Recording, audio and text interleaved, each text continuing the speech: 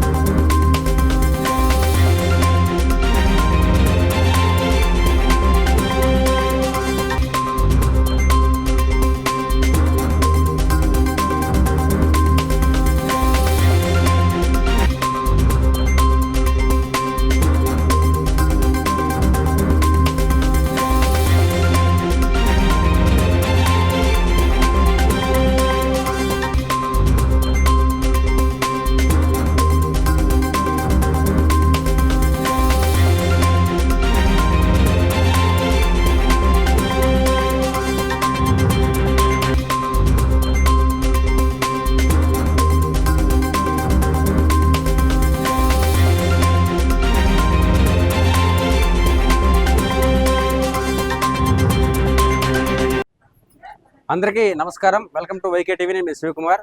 చూసుకున్నట్లయితే ఇప్పుడు సంక్రాంతి సంబరాలు అయితే జరుగుతున్నాయి. సో దానిలో భాగంగానే ఈరోజు చిత్తూరు జిల్లా పల్మేరు ప్రభుత్వ ఆసుపత్రిలో అయితే సంక్రాంతి సంబరాలు నిర్వహిస్తున్నారు. మరి ఈ కల్చర్ ఏ విధంగా ఉంది, రాబోయే రోజుల్లో ఈ సంక్రాంతికి సంబంధించి ఏం చేసుకోవాలి, అదేవిధంగా వచ్చే పేషెంట్లకు సంబంధించి ఈ ఉత్సవాలు ఏ విధంగా ఉన్నాయని చెప్పేసి మనతో మాట్లాడే ఇక్కడ మేడం గారు ఉన్నారు. వాళ్ళు మాట తెలుసుకుందాం.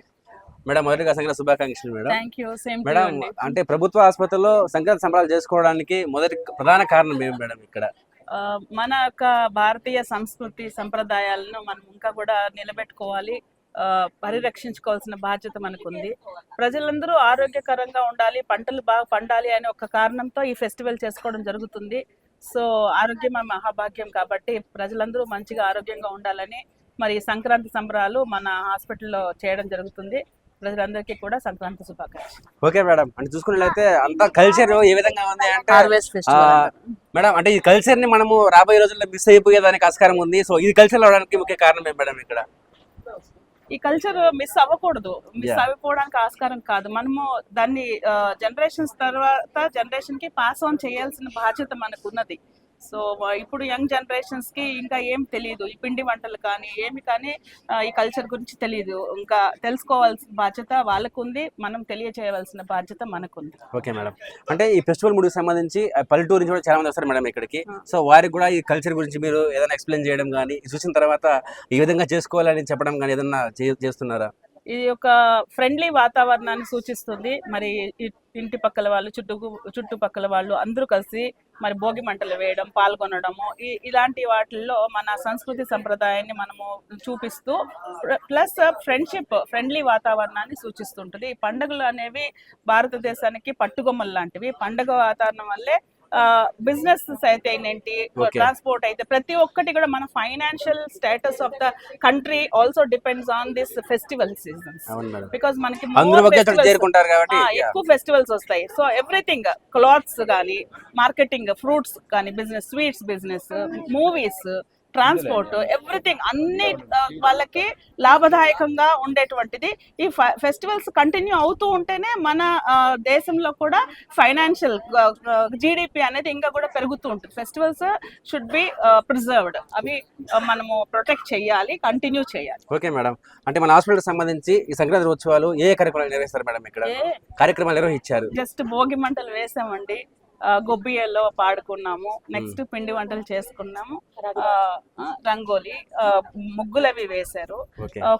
ఇది కాన్సెప్ట్ ఒకటి రెడీ చేసాము. అంటే వచ్చిన వాళ్ళకి కూడా, పేషెంట్స్ చూస్తే వాళ్ళకి కూడా పండగ ఉత్సాహం రావాలని ఉద్దేశంతో ఈ 3 రోజులు కూడా కాన్సెప్ట్ అక్కడ పెడతాము.